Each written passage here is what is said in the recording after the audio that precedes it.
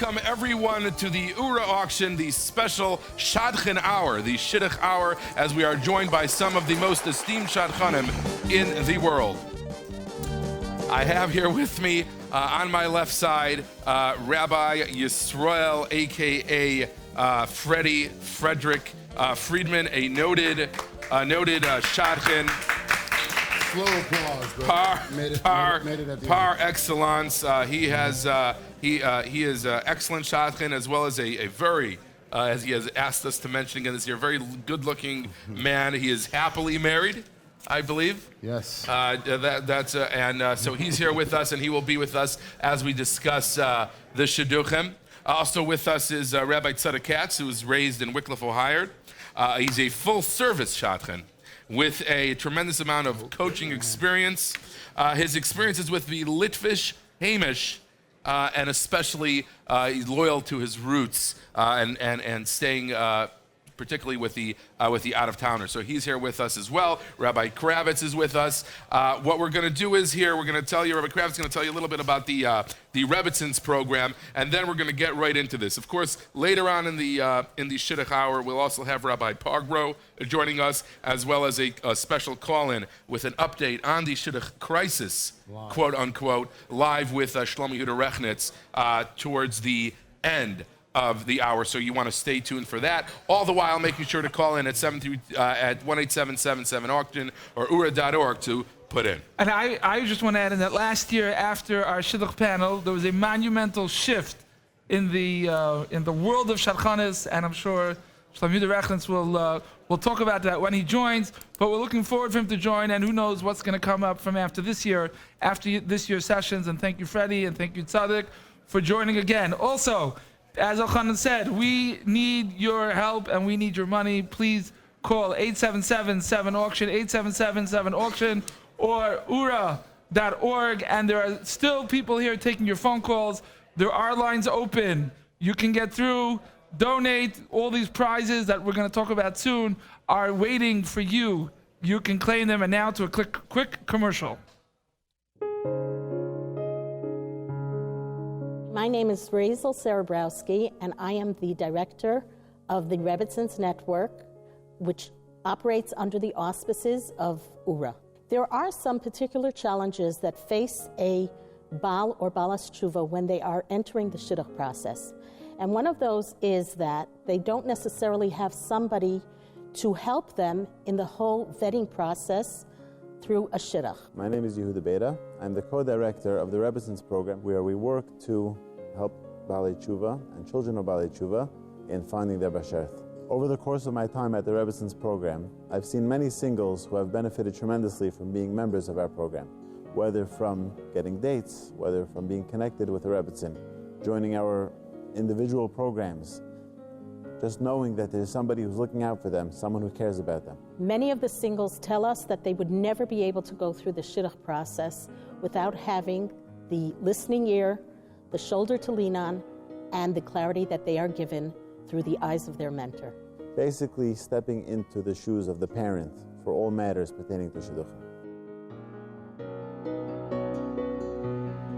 Okay, and don't forget to sign up for our Rebbitzins retreat for singles. Go to rebbitzins.org /retreat to apply. It's Rebbitzins, REBBETZIN.org /retreat to apply. The event will be taking place in the zone during the last week of May this year. And now to Elchanan. Rabbi Tzadok, so let's start with you. You guys were both here last year. We know there's been a lot of shifting, a lot of changes, as Rabbi Kravitz mentioned, in the Shidduch scene. Just give us a thought just to get us started this evening. I'll start with a machshav I heard from a good friend of mine, R Moshe Pogrow, this Chal Moed Pesach. It says that B'schus Nashim Tzidkani is Nigul Aviseinu, that the Geula of Mitzrayim came because of the righteous ladies. When it says by the Shiras of the Yam, the ladies came with instruments because they were very big maminim in the Geula. It also says that by Makas Choshech, 80% of Klal Yisrael died. Only a fifth went out. The Medrash, it sounds like, says that it was all the male population. So over one night, all of a sudden 80% of the male population disappeared. So he said that the schutz that the ladies had, they kept strong, and they kept that munah and the betachen, that brought the whole geula to Klal Yisrael. So I see a lot that the girls, even if there's a big shidduch crisis and they have such a hard time, but they keep strong, that might be the schus and the emunah that we need to bring the real Mashiach. It says, Kemitzesi, Meretz Yisrael, Meren Nefloyes, that the Mashiach is going to be the same as by Mitzrayim. So maybe the strength that they have and that they'll continue having will bring the ultimate geula. Thank you very much, Rabbi Katz, for your inspiring words and the words of chizuk to get everybody to kind of keep their chin up. I think we'll start. I basically have nothing to add to that. You He basically summed up all my thoughts for the evening. And thank you, Tzadok. I just want to say that you're looking great tonight also. Thank you. Okay, so I think we'll start off this evening a little bit with some basic do's and don'ts. I mean, I think a lot of people there are confused. There's been some changes as to things that probably no one would have ever thought of doing 15, 20 years ago, even, and now seem to have become appropriate. So maybe set some ground rules for us. Do's and don'ts. Freddie, what are your thoughts about the recent push for sending pictures of the girl to the boy before he or his mother decides? Maybe Tzadok, you can tell us what you think about that idea, about the boy looking at a picture of a girl before he decides if he's dating or not. Yes, this was a big topic a few months ago, and there was a write-up about it in an article. And before we go into that, it's a very simple thing. A picture was never given to a boy before. You see a live person, there's a certain chain that a person has. Another chasarn, a lot of times the boys are let down, or the other way, that the picture is creates a certain profile, and a lot of times it's not true. The way I sum it up is when you have a cherry on a cake, so the cherry is the least important part of the cake, but it's the most attractive part of the cake. So if you have a resume that talks about a girl with all the qualities in the family, and you have a picture on the side, a lot of times that little cherry, which is the picture, it's totally, you forget the main part, which is all the milas of the girl. So the article that was written in the 5 Towns Jewish News quoted Reb David Feinstein Shlita was very not happy when he heard of this growing practice and responded, why are we making things more difficult? There's a certain chain that young ladies have that often does not come across in the photograph and can only be seen in person. We are making the shidduch cries worse with these new requirements. Reb Moshe Shlita of Baltimore, he said, I don't think it's within the framework of tznius for a girl to give a picture out where others can possibly see it. Reb Shmuel First, Reb Eli First's father, a dine in Chicago, said this wasn't the mahalach for all the dayers, and I think it's lacking of tznius. I don't think it's proper hanhaga, and besides, a picture can be very deceiving. So once you have the rabbi saying this, I don't even know if there's room for an argument.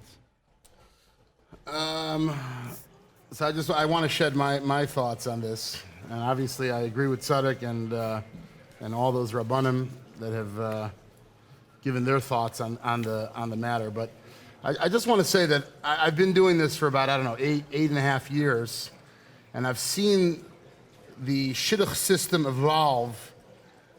Some would call it into like a monster, but 10 years ago there was no such thing as a girl that had a resume, and there was no such thing as email 10 years ago. And 20 years ago there was no such thing as a cell phone. And 60 years ago people were marrying their cousins. And there was no Dar Yisharm, So shidduchim has evolved into something that has snowballed almost beyond any shadchan's control. And today with social media, with Facebook, with Twitter, with WhatsApp, with Travis, you basically have, there's almost no way that a person, if they want to find out a picture of you, they're going to find that picture. So a lot of times I'll tell people, listen, if they're going to see a picture of you in seminary without any makeup and with your hair not made up, and they're going to passel a shidduch because they saw it on somebody tagged you on their Google Plus, maybe perhaps I'm not trying to argue on anybody. Perhaps it's wise to give them a picture that shows you in the best light. And with that in mind, I know Tzadok said one thing, but obviously I'm going to say a totally and completely different thing. Please do. With the picture on the resume. mothers are inundated with resumes today.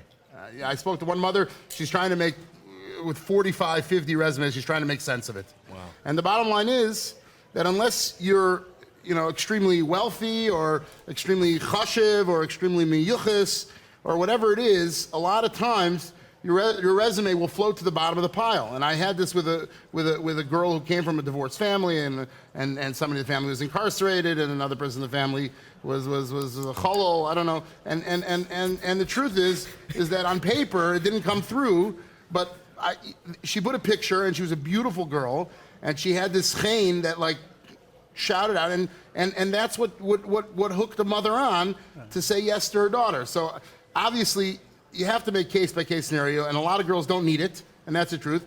But sometimes it is advisable. So and you agree with that? Freddie, circumstantial, yeah. Freddie, first of all, we got to take a shout out to 8777 auction. 8777 auction. Their lines are open. People are here ready to take your calls. We need you to join and think about all the prizes you are going to win. Just one point.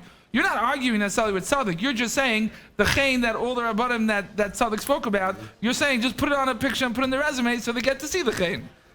It sounds more like you're being practical, and you're saying at the end of the day. I'm saying at the end of the day. The problem is that it became automatic. That's like a problem. Now people want to expect it because some shadchanim they automatic send it. Is that going to change? Do you do that? Do you do that? No, I don't do pictures. that. You won't unless give it. there's a specific reason, like Freddie said, that there's always sometimes that you have to send the picture. Some people want their pictures being sent, and I don't have a problem with that. You don't do it should pictures? be as a policy. But if a guy asks you, if you're renting a shidduch and the guy asks you for a picture, if the guy asks for a picture, he can go jump in a lake. But if a mother asks for a picture, it's a totally different Freddie story. agree on a lot of stuff. Yeah. I hear it. That's the thing.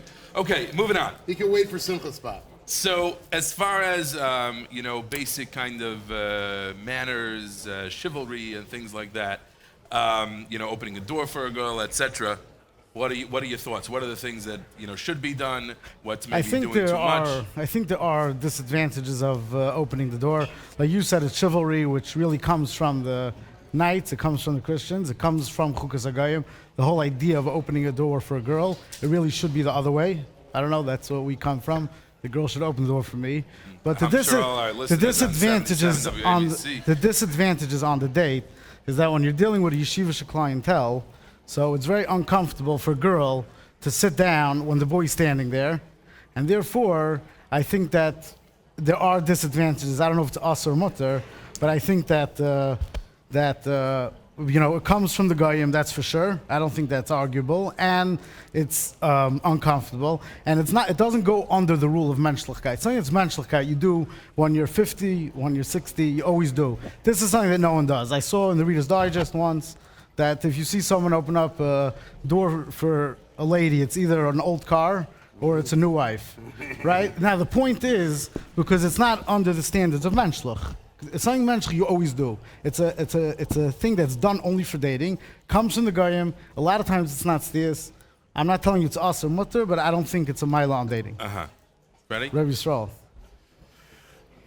Once again, I find myself in complete and total disagreement with Rav Tzadok, even though we do agree on many things. But I think not related to shidduchim. Right, almost like I think R Moshe Pogrow. Right. I think the basic chivalry of opening doors. First of all, I happen to have seen a tremendous gadol once open up a door for his wife, and I'm not going to say his name because now he's going to be implicated in Chukas HaGoyim. But the truth is that opening doors. I mean, we're pretty much clear that this is probably going to be the last time that you're going to open the door for her forever. And I think so you dating, might as well just enjoy it. I think enjoy it and bask in Was life. that gadol from LA? I think that opening doors is a basic menschlichkeit. I don't think it has anything to do with Chukas HaGoyim. I don't know if that falls under the category of the Chukasem Leisilechu, where Rashi clearly etches out that's talking about killing people in stadiums. And this is seemingly a harmless and beautiful thing that you can do, and it really puts your best foot forward, and it shows the girl that you're there and that you actually somewhat care for her.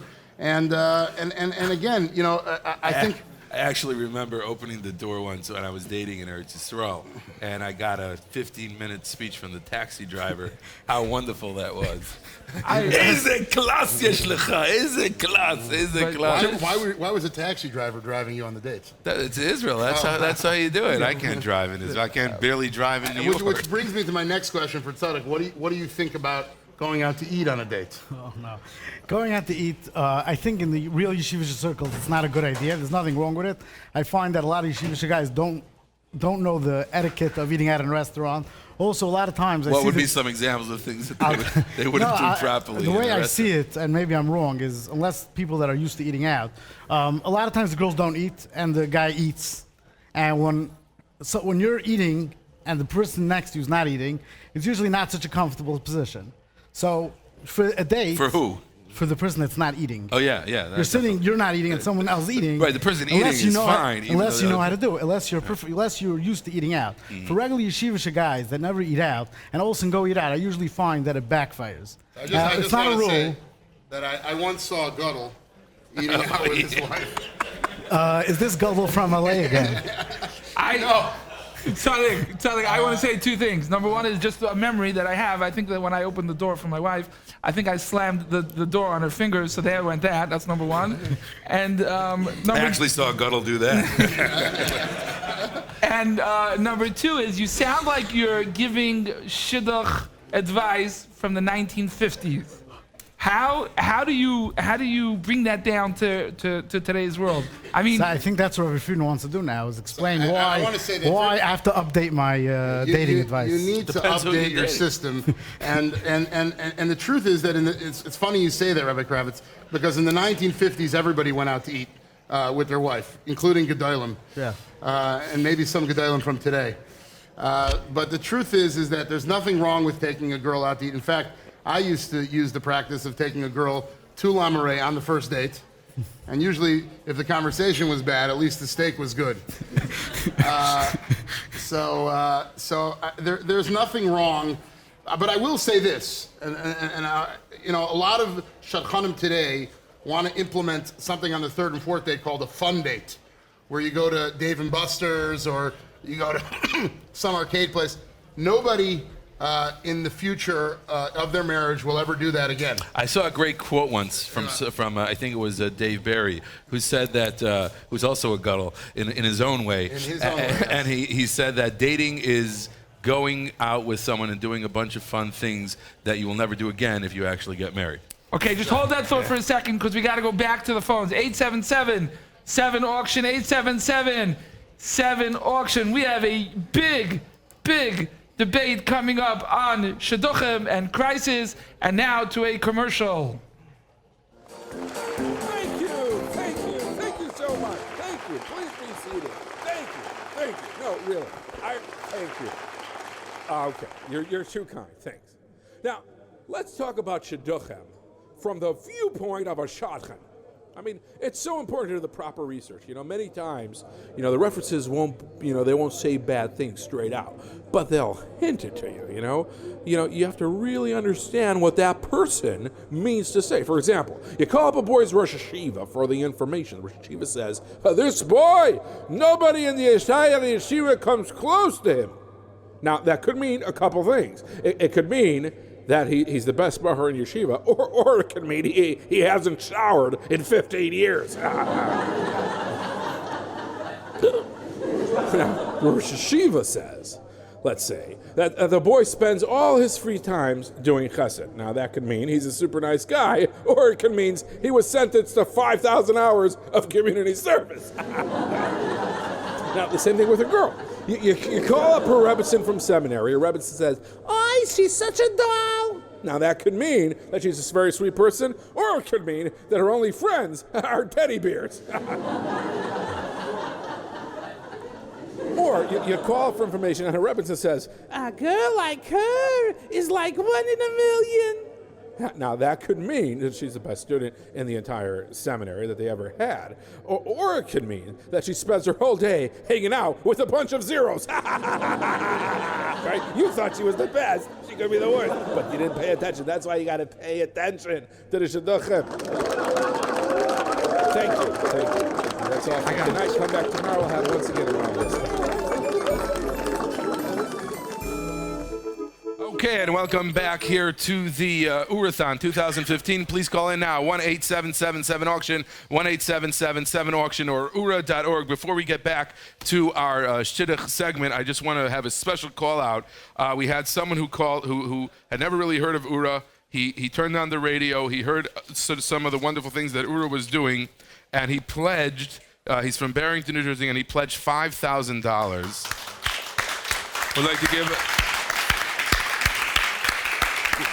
We'd like to give a special shout out to Nehemiah Mesh for his $5,000 donation. The pressure is definitely on Shlomo Yehuda later in the hour, as we have people from Barrington, New Jersey, giving $5,000. So the pressure is definitely on. We'd like to welcome to our shadchan segment another noted shadchan, along with Rabbi Katz and Rabbi Friedman, Rabbi Moshe Pogrow. He is a noted Oskin and the founder of the legendary Nasi program. A good vach, and how are you this evening? Thank you very much for inviting me to be part of this wonderful Oorahthon 2015. Mm-hmm. I'm not a shadchan, so let's just correct that off the bat. Really? Oh, that's fair, because I would have thought. For starters, I would like to give a little bit of an overview in terms of where... 1 second, they want to give you a better mic. So in the meantime, 877-7-AUCTION, 877-7-AUCTION, and Oorah.org. You could still get in, and we could still read your name as a pledge. And think about the prizes.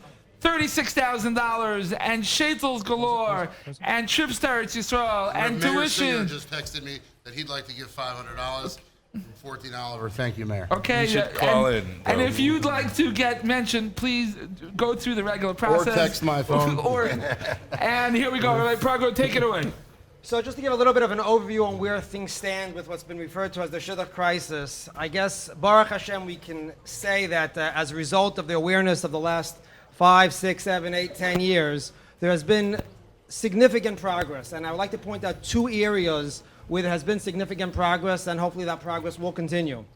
First of all, the notion of boys being open and willing to date girls their own age has become almost a non-factor. It's almost like it's the new normal, where shadchanim will tell you that where previously they would never have had the chutzpah to suggest to a 24 or a 23-year-old guy, a girl his same age or older, now those kinds of shidduchim are read, those kinds of dates happen, and those kinds of marriages are taking place almost every day.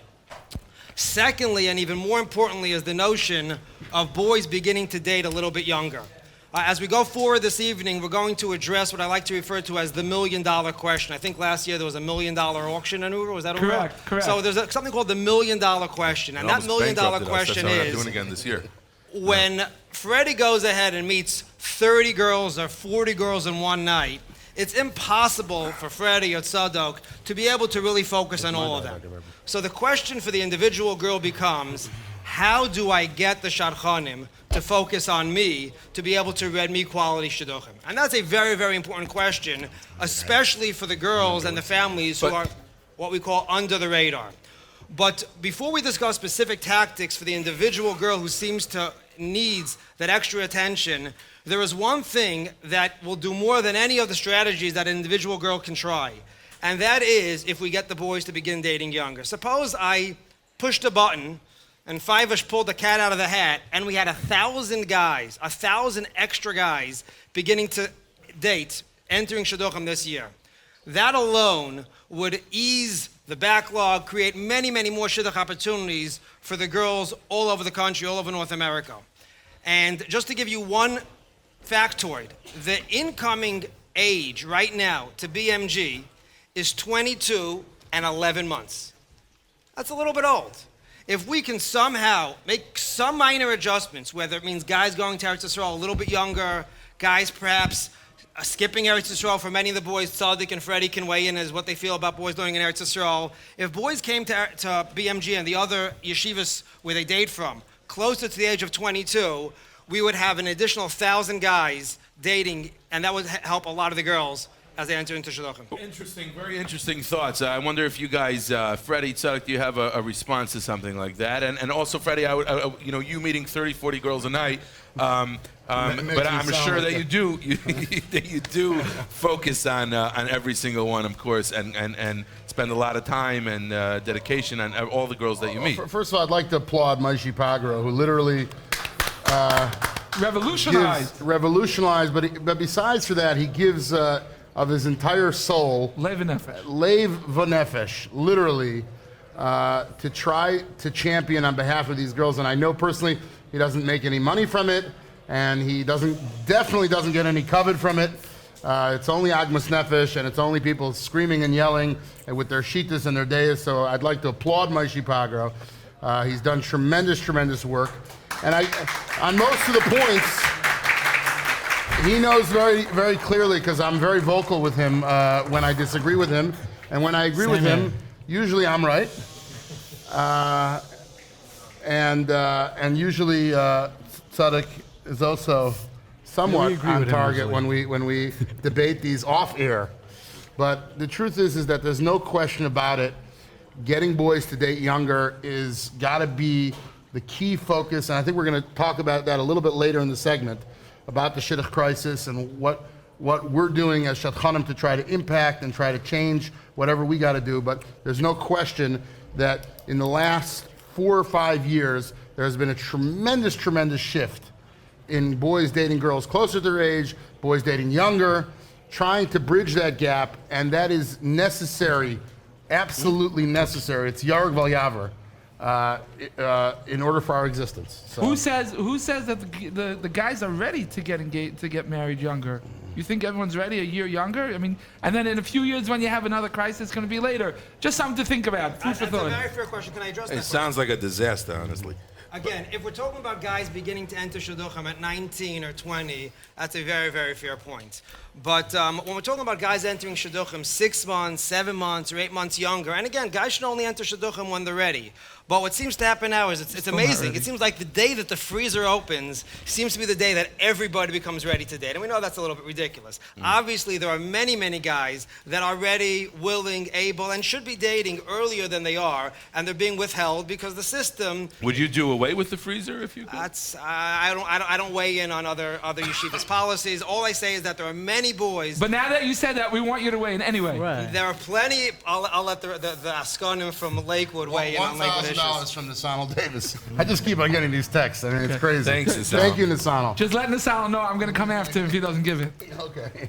But actually doing away with the freezer may not be that great a help, to answer your question. But there are many boys that are able, are willing, and should be dating, and it would even be better for them, because when guys are ready to date and push off dating for no really good reason, it's not good for anybody.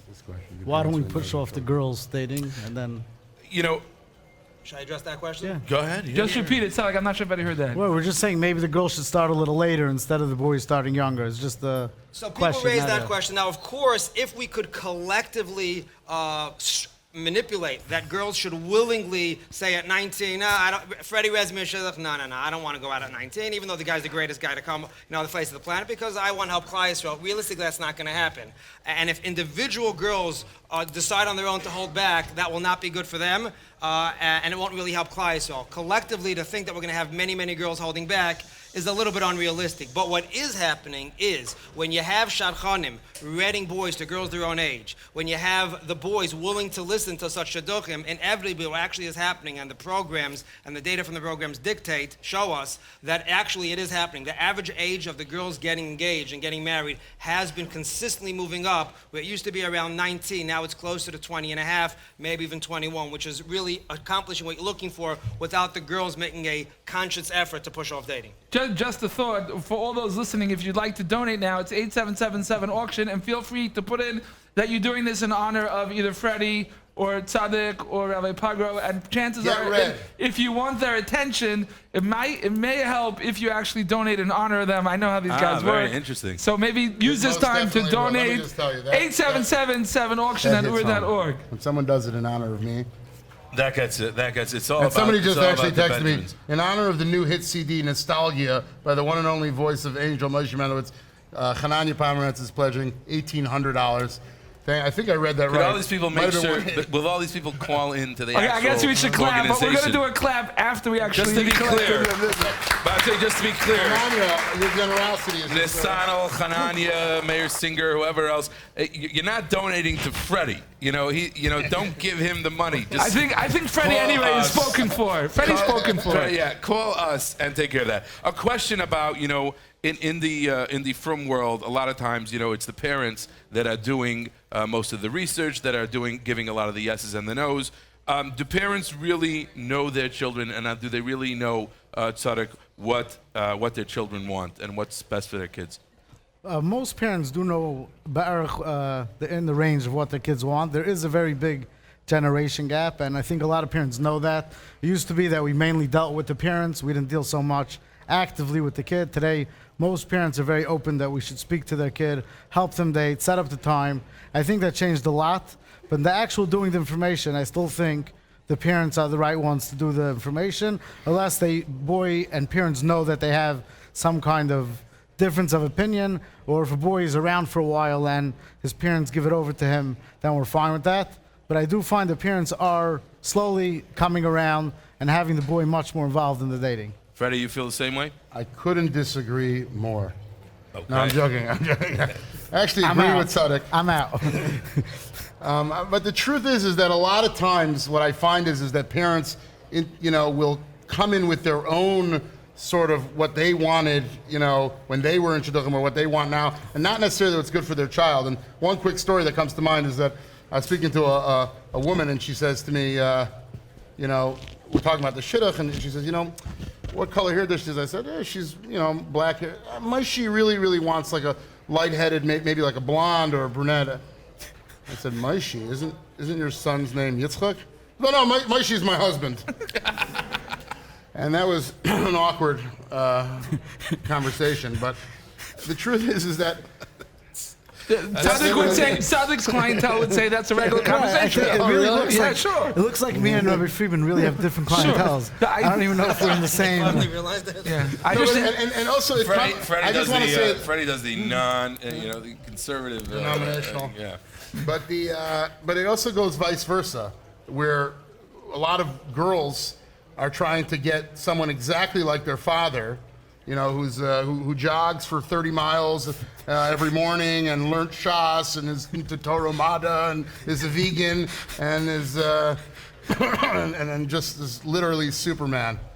And what they don't realize is probably when their father was 22 years old, he was sitting in the Irv, chilling, perhaps copping a cigarette, and doing the same thing that other 22-year-old boys do.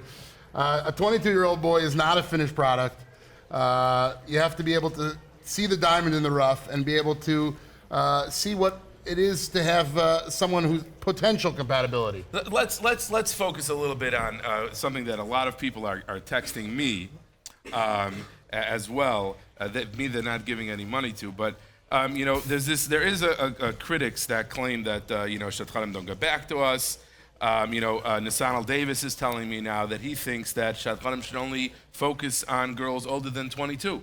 What do you think about this idea, Rabbi Pogrow, about that the shadchanim don't pay enough attention to us, and what do you think? Let's get a little bit of a reality check. Not everybody is created equal. Shadchanim, I think this goes for all shadchanim, are overwhelmed, underpaid, underappreciated, and the reality is shadchanim cannot get anybody engaged. All shadchanim can really do is set up, hopefully, dates, quality dates.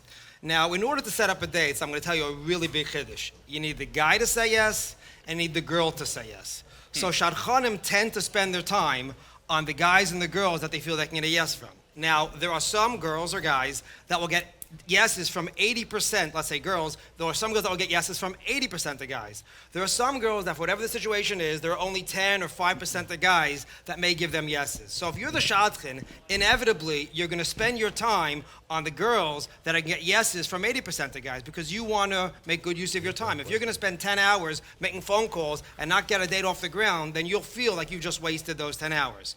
So inevitably what happens is the shadchanim tend to spend the time on the easier cases And that's the reason why shadchanim do tend to spend most of their time on the young ones. So the question becomes, crucial question, what can the girls, or there may be a guy who is not getting the attention from shadchanim, not getting the phone calls returned, what can they do to go ahead and hopefully increase the likelihood that the shadchanim will return their phone calls? I want to just say, first of all, that there's a fundamental difference between the thought process of a single and the thought process of a shadchan. And I think the goal of this show is to sort of bridge the gap. You know, a girl looks at when she comes into the shidduch process, she goes, she chases the shadchan down for 3 months. She sends emails and texts to try to get an appointment. Finally, she gets that appointment. She gets her makeup done. She drives 2.5 hours to Lakewood and then back. She gets approximately 2.5 minutes of air time, and then she never gets a call back.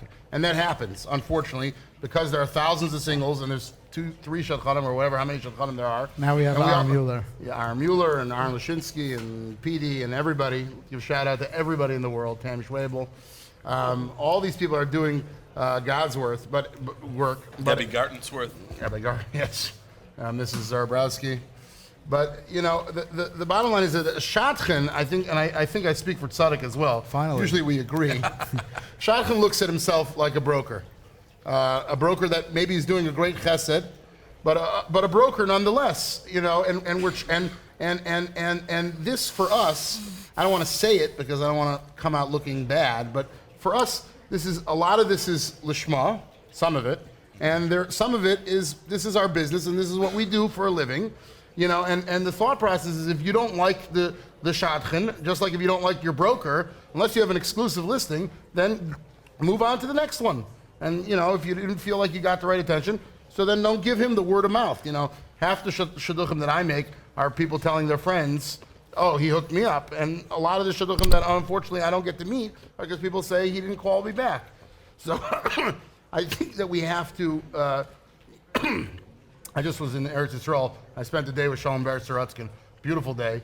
And he told me a story that Rabban Leib asked him, what percentage of, you know, he's the biggest Rosh Koil, not Rosh Koil, he's the biggest fundraiser in the world, and he has all these Koilim, and everybody he's like a melech over there, and you know, he goes through a lot of bizyonis to collect money, and Rabban Leib asked him, what percentage of this is lishma, and what percentage of this is for cover? He says, I don't know, I would say probably like around 75% lishma, and 25% is maybe for the cover. He goes, oh, it's a shut.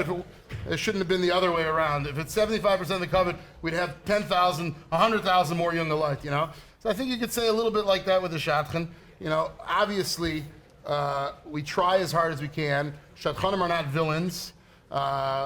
We try to answer as many emails. In fact, I hired a secretary just to answer emails for me and to give me updates, you know, because I get 1,100 emails in a 3-day period with reminders and different details, which I, you know, always forget and never follow up on. So she does that for me, you know. And I think Tzaddik is also segueing into that sort of. Yeah, but he does it through a rotary phone. Mailbox. He's going to be doing it through a rotary phone. He gets the "You've got mail" thing going on. I would just add one thing that a lot of people don't realize, that part of a shadchan's day, besides the reading shidduchim and setting up the dates, is doing research on boys. Now, a lot of times when we meet a girl, even if we don't actually set them up, we end up giving them a lot of resources and information. They'll call me up, you know, you met my daughter, is this a good idea? This is not a good idea. So even if you don't actually set up the girl, you, most of the time, I don't want to say most, but a good amount of the time, they do benefit from meeting the shadchan. Or if a boy asks a shadchan, what do you say about that girl? So it helps them a lot. So even if you don't actually read them, there is a huge talus in that. Okay, so now we got about 3 minutes left of the segment. Rabbi Pogrow, if you'd like to give 2 minutes, if you'd like to give a closing statement or closing thought before you leave us, and I thank you for all that you do. I thank you for what you do for the Klal. And Tzaddik and Freddie told me last week that you get credit in them starting what they have done. So they told me, not they told you. So thank you. And don't forget, 877-7 auction. There are still Oorah representatives here to take your calls, 877-7 auction and Oorah.org. And we want to give you those prizes. They have your names all over it. Rabbi Pogrow, take it away. 2-3 minutes is a little bit short, so I won't be able to really discuss a topic that takes quite a bit of time. But there are things that girls and their families couldn't do to get the Freddys and the Tzadoks and the P.D. Ross and the Lewensteins to make them a focus, to make them the ones that they're going to work on. And basically what you need to think about is what can you do to make it easier for them to get you yeses. And I'll give you one small example.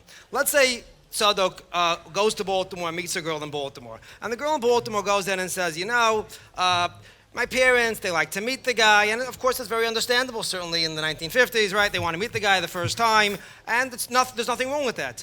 The reality is Tzadok is going to have a little bit of difficulty to try to read a boy who's going to agree the first date, not because the boys are mean, not because the boys are nasty, but when a boy has a bunch of different options to consider traveling to Baltimore or to Chicago or to Cleveland or wherever it is for a first date, makes it a lot more difficult for Tzadok to get the yes. If that same girl would come to Tzadok and say, Tzadok, if you get me a date that I'm interested, I will do all the traveling. Not just the first, I will do all the traveling. Now Tzadok can go to that guy and read the shidduch, and he can tell the guy, you don't have to worry about traveling. But it costs money. Not everybody has the money. That itself will make it a lot easier for that girl to go ahead and get dates. Now, there are many more suggestions. Now is not the time. I thank everybody for the opportunity. Can I give a little shout out? Sure. 2 shout outs. First of all, if I'm happy to speak in any school, any Baltimore colony, reach out to me, Nasi, shidduch@gmail.com, and I'm happy to discuss at length what the girls can do to generate more shadchan attention themselves. Secondly, I need to wish a mazel tov to Kafke and the Center family. They have been unbelievably dedicated. They have been the Siba for hundreds and hundreds of shidduchim, and their daughter last week got engaged to a guy younger than her, a boy, Hananya Freeman, to Dina Center. Mazel tov to them, and thank them for all they've done on behalf of Klal Yisrael. And we thank you for what you do, and thank you for coming. And don't forget, 877 auction at Oorah.org. I'm looking at the screen. There are still phone lines available for you to get in and win all those prizes. We're going to talk about the prizes coming up. Thank you, Rabbi Pogrow. And now to a commercial coming up. Shalom Yehuda Rechnitz coming soon.